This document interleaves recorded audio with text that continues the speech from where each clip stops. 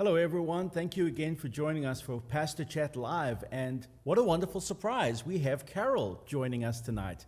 I know that so many of you have had the chance to connect with Carol either in person on Sunday mornings or throughout the week if you've come into the office, or else perhaps you've called and asked Carol, hey, can you get something in the bulletin, or you have a prayer update. But as much interaction as you've had with Carol and as much as interaction as I've had with Carol, we really have not had the opportunity to hear all of Carol's story and her stories of God's grace in her life. And so that's what we have the chance to do tonight, is unpack some of her story and hear about how the Lord has been at work in her life. So, Carol, welcome. Thank you. I know this is probably an interesting process for you. You can tell us anything because we don't know what your story is, and so we wouldn't know the difference. So how does it feel to know that you're about to go live across the airwaves of the World Wide Web, sharing your story of grace? Wow. It's a little intimidating because I really haven't ever had this experience before. I'm comfortable speaking in front of people, but to think that this is pretty much going everywhere is a little bit different. Okay. But now, you grew up in LA, in the LA area, which of course is famous for the Hollywood stardom. And so that surely should have prepared you for the stardom that's going to come from our interview today. Yeah, I'm sure it will. I got to meet Kevin Tighe one time. He was on that emergency show, and that's my claim to fame of the whole Hollywood scene. And I saw Chitty Chitty Bang Bang at Grauman's Chinese Theater. So that pretty much sums up life in LA as a kid. Now, the theater, is that the one where the handprints Yes. are? Okay. Yes. Okay, with the stars on the The sidewalk. stars are on the sidewalk. The handprints and footprints are in the courtyard of the theater. Oh, okay. So how many people does that seat? I mean, I've seen the outside. Is it actually, it's a really glitzy, fancy, huge. schmancy place? It's huge. It's got a full balcony up above. Really? The interior is just amazingly decorated. I saw Chitty Chitty Bang Bang there on a birthday party when I was a kid, and it was a spectacular event. It was a spectacular It event. was. That's yes. good. Oh, that's excellent. So I know we have, Rachel has been scoping Facebook and has been nabbing all kinds of interesting, fun, behind-the-scenes pictures. And so Yeah. we have some pictures from Carol's family album that she has shared. And so, Carol, this first picture, it is just simply adorable. Oh, yeah. Can you tell us anything of what you might have been thinking in this picture? Well,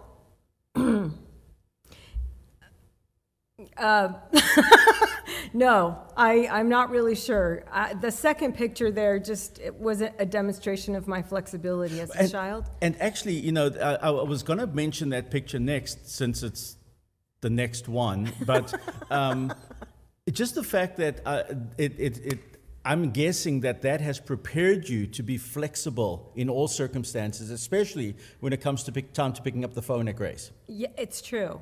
It's true. As I'll explain a little bit later, I feel that God has given me a particular skill set just to prepare me for this position here at Grace. And it goes all the way back to childhood.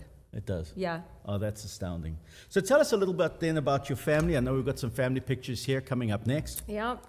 4 kids in the family. I'm the oldest of 4 with 3 younger brothers. And we did grow up in Southern California. I was born in Burbank, the hospital right next to the studio where the Johnny Carson Tonight Show was filmed, but he wasn't doing the show when I was born because I'm older than that. But otherwise, so I have 3 younger brothers. We are currently all in different places in the country. The next brother after me, Kevin, is in Hawaii.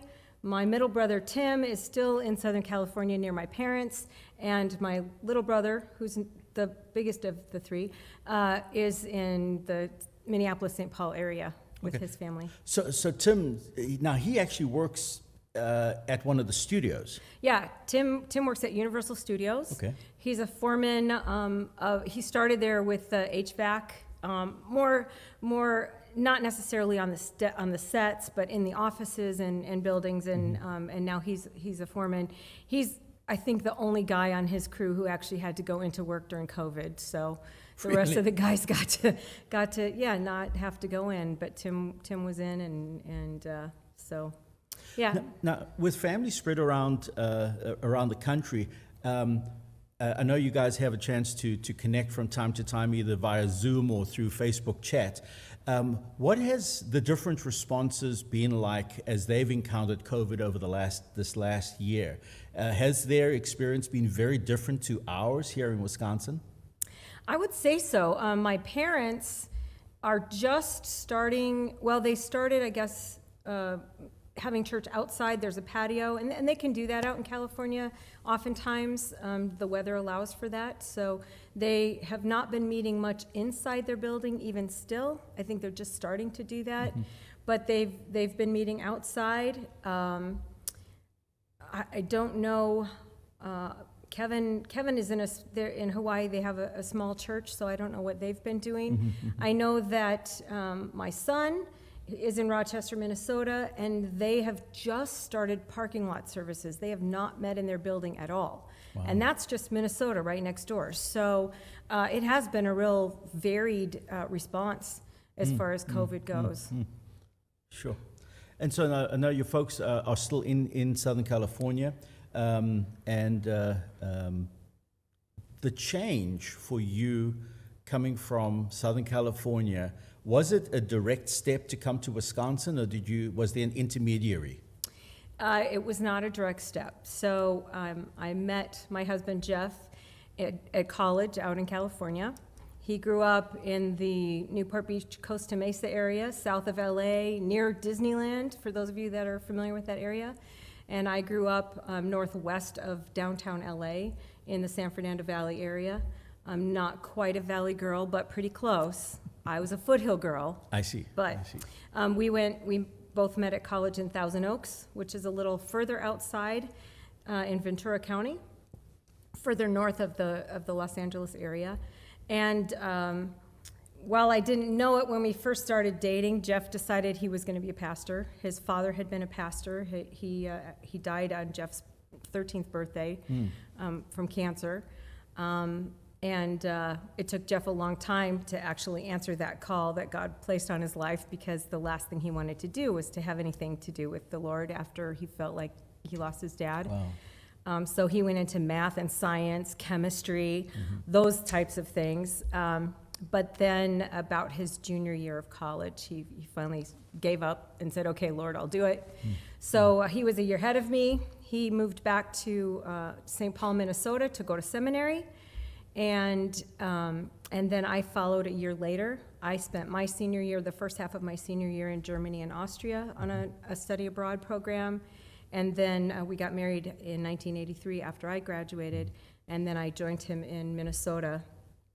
The way it works with seminary, you're there for 2 years, and then you go off on an internship for a year, and then come back to the seminary. Okay. I moved my life to Minnesota, where I knew no one but my husband. And then my second year there was his internship, and he was in the city of South Milwaukee, which to us felt a lot more like home, because it's got a much more urban feel than the Twin Cities area does. So we were a year in South Milwaukee, and then we went back to seminary to St. Paul for a year.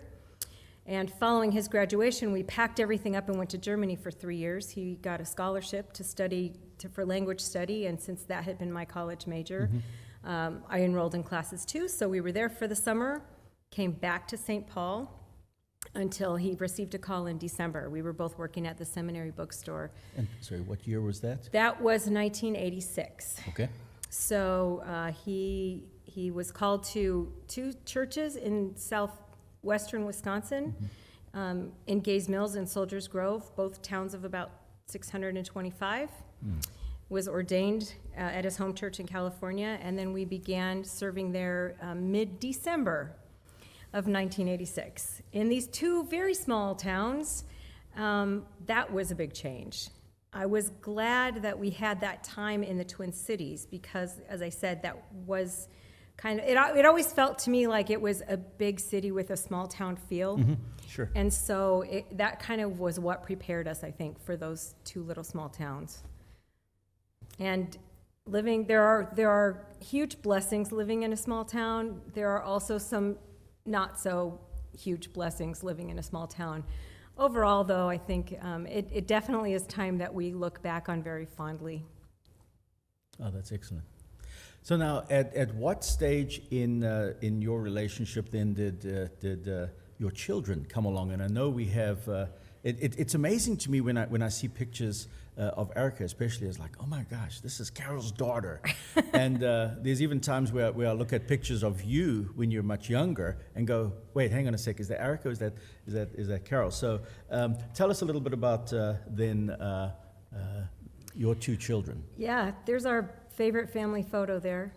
You know, when you're a pastor's family, there are so many picture directories that you're posing for all the time, and you can only buy so many pictures from those picture directory people. And that was one where we just said, you know, we really don't need any more pictures. Let's do something fun. And so we did. And now, I remember you. Now, this one was actually hanging up in the office at one point, the fun family picture, and I know you sent that to some family members. And you had an interesting reaction. Yeah, especially from my mother-in-law, Lori. Instead of sending nice pictures, well, I mean, they're all nice. We sent everyone this picture as their Christmas gift. And my mother-in-law said, well, I'm not going to hang that up. I'm waiting for a real one. I'm not showing that to anyone. And the next thing we knew, one of Jeff's uncles was calling to say, oh, hey, that was a great picture. And we're like, oh, well, Mom said she wasn't showing that to anyone. I guess she changed her mind. So they eventually did get the enhanced, yes. yes. There's that brain thing again. The non-enhanced picture, and that was a very nice family picture without all of that stuff. So we did buy several of those and share that with family members. But as far as the kids coming along, they both were born while we were living in Gays Mills. I see. Jacob was actually born in La Crosse, 1989. And then Erica, a couple years later, she was born in Viroqua, which is a neighboring town there. And she was born in 1992. So when we came to Fond du Lac, it was just before Jacob's 4th birthday, and Erica wasn't quite 2 years old yet. Oh, okay, so you guys have been here a while. We have been here a while. Never really imagined we would be here as long as we have been. When we first came to Fond du Lac, we thought, you know, it would be great if we could stay long enough to get the kids through high school. And now Erica has a master's degree. She's a marriage and family therapist living in Verona. Jacob is working for Western Digital, which is a hardware company in Rochester, Minnesota. They've got a little one of their own. So yeah, and we're still here. So if I do the math right, which is not my strong suit, as you know. It's called Jeff. Okay, because he's the math guy. That's always why I say I married Jeff, is because then I won't have to do math anymore. That's true. I could just have him take care of all of that.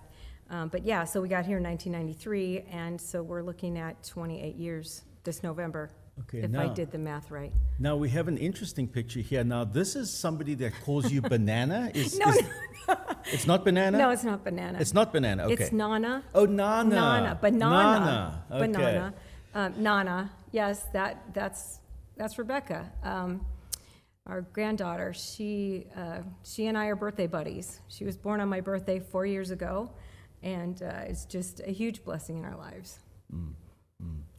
So I know that you had some interesting fun time with she used to call herself Becca Bean. Rabubba Bean. Rabubba Bean. She couldn't say Rebecca Blaine, and so when she first started saying her name, it was Rabubba Bean.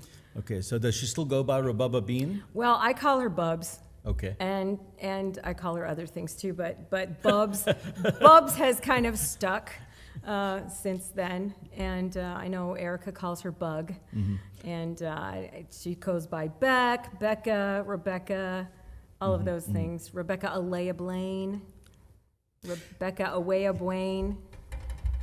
It's interesting how family names can morph. morph when in conversation now. My Rebecca has a nephew. Our nephew's name is Nathan, and anytime his dad would say something to him, it was usually preceded by quickly. So he would say, "Nathan, quickly," or "Quickly, Nathan, can you?" And whatever it was, there was usually the word "quickly" was inserted somewhere in the phrase. And so we couldn't figure out for the longest time why Micah used to refer to him as Quickly. And so it's like, you know, Micah as well, he always had a binky in his mouth for the first couple of years of life. And so, you know, maybe he's trying to say Nathan with a binky in the mouth that comes out quickly. But even after the binky was gone, he would still call him quickly. And it's like, finally it dawned on us that, oh, he's saying quickly. And so for some reason, I guess that was the reason, but he associated Nathan with quickly. And so I don't know that Micah remembers that, probably wants to die if I mention the binky. But it's just amazing how names can morph and you can come up with something that sounds or seems a little different to to the vernacular or the naming, the official naming. Some more family pictures here, Carol.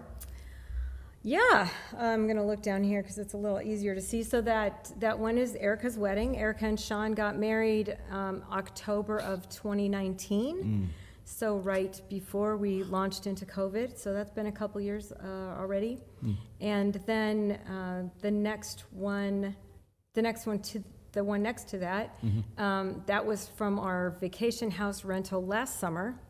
That was our COVID get-together. We rented a little cabin outside of Lansing, Iowa, had a beautiful secluded spot where we kind of kept to ourselves for the most part and played games and just had a good time being family once again, because it had been a long time. The kids, all of them really had been very cautious about exposures and COVID, and, you know, we still didn't really know that much about that disease at the time. So this was a wonderful blessing to be able to be together. The bottom picture there is a couple years ago when we were all out in California for my parents' 60th wedding anniversary and also my dad's 90th birthday. Wow. So we rented a bunch of cabins up in the mountains above LA around Big Bear Lake. And so that was a picture from there of the whole family. And that guy with the very long beard is Jacob. You've seen pictures of him without that, probably somewhere along the way, but yeah, we tell him we miss his face, but we love him anyway.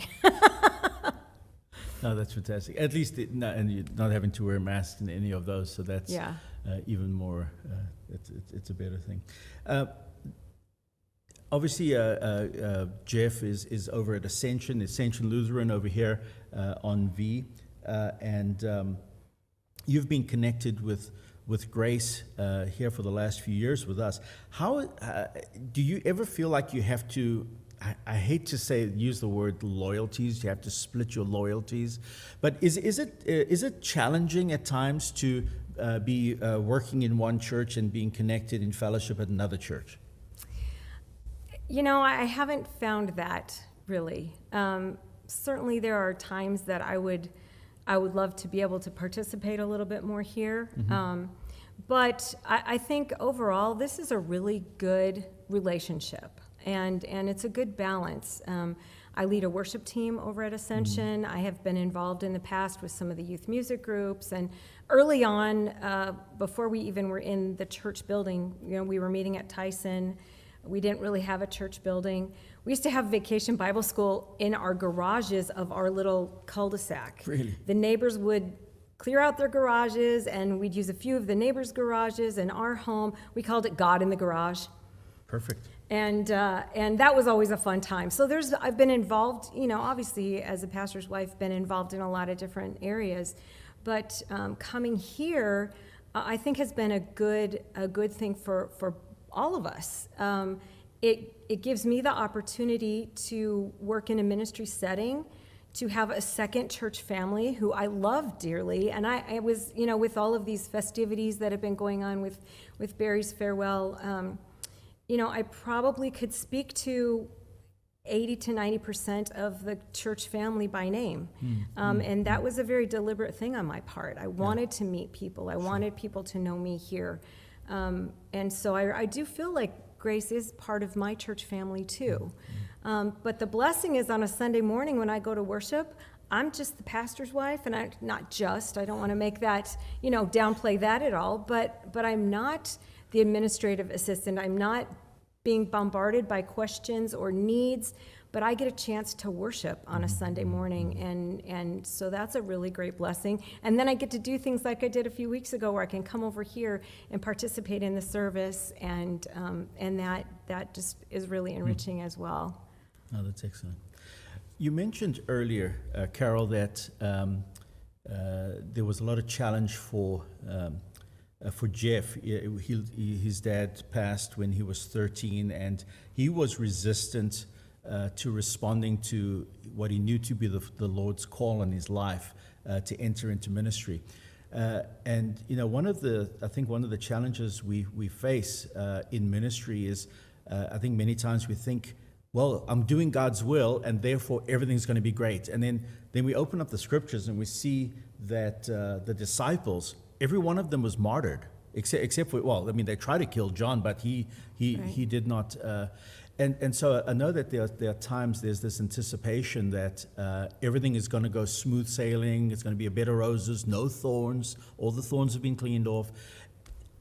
Can you share any times where you really went before the Lord and said, God, why can you help me understand why this is happening right now? Where there were those moments of incredible confusion, followed perhaps by incredible grace from the Lord.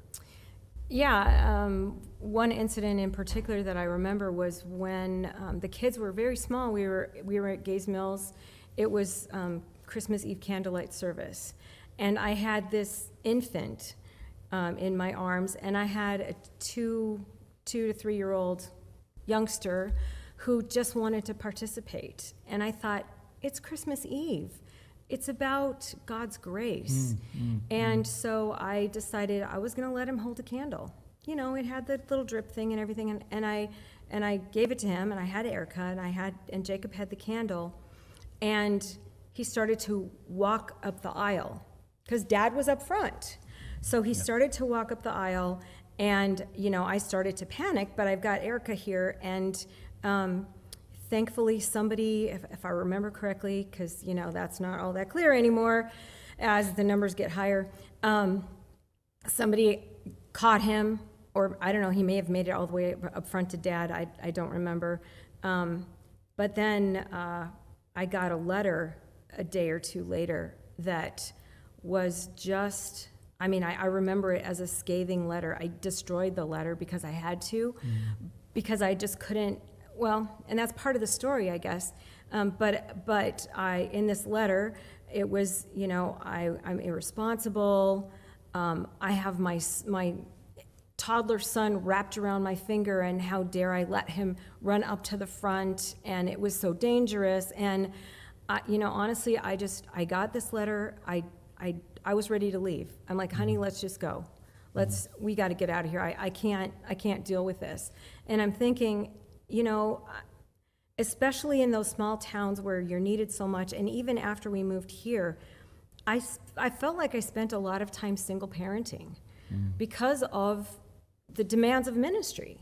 And I don't want to belittle single parents by any means, because I know it wasn't as much as that is, but oftentimes I felt that way. I was home alone in the evenings because he was at meetings. I was home with the kids all day.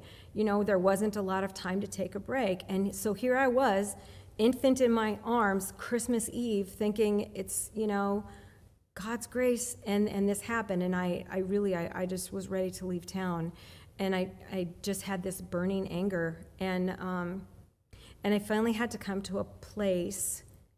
And part of the letter from this woman was, I came to worship that night. She had cancer. She felt like this was her last Christmas. And essentially, I ruined her last Christmas for her because of this incident that happened with Jacob. And in my mind, I'm thinking, so why, you have a daughter, why didn't you have her come help me? Why didn't, where was all of that? But I had to come to a point where I had to forgive her. She did pass away, and I didn't go to her before then. I think Jeff had conversation with her, but I didn't, and so I was just carrying that burden a lot. And I finally, it came to a point where I was at a gathering of pastors' wives before we moved here, and I had to just confess my anger in front of these women, and ask the Lord for forgiveness for that hardness in my heart. And I felt such relief, and it was at that point where I said, I just need to destroy this letter because this is gone now. And it really was. I didn't feel that heat, that anger. I was still sad about the situation, but the anger was gone, and that was just God's blessing on that. But it's one of those challenges that we face. It isn't always easy, and we are in a different position as pastors' families, as much as we try to tell ourselves we're not. And sometimes we put ourselves in those positions. We have expectations of ourselves that maybe other people don't, but because we feel, well, we maybe do need to act a certain way or be a certain thing, and so we put those expectations on ourselves, and that doesn't help either. Wow. Okay. Well, Carol, it's been good chat. It has been. Thanks so much for sharing that, and again for being vulnerable with our Grace family and sharing with them. And again, it is incredible to hear, even in your story, there's aspects of highlights and markers that go, oh, I remember when Becky and I were in that spot. Oh, I remember when we experienced this moment or that moment. And while the Lord is with each and every one of us, He is with us each in a different way. And it's so beautiful to see again how He works out His grace in us and through us. So Definitely. Thanks, Carol, for joining us. Absolutely. Rachel, thanks for doing an awesome Thanks, job. Rach. As always, with producing, making sure that we have our, hopefully this is my good side. Perhaps maybe I should interview like this next time so No. that you get my... Turn back around. Okay. Apparently we need to keep it this way. So again, thanks, Rachel, for all that you do behind the scenes to keep us on track. And then next week, folks, as you join us, we are continuing with our Pastor Chat Live as we begin unpacking what it means to live as the body of Christ. And so join us again next Wednesday as we spend time together. And again, thanks so much for joining us tonight. Have a blessed rest of your week, and we'll look forward to connecting with each of you on Sunday. Carol, thanks again. You're welcome. Bye-bye now. Good night.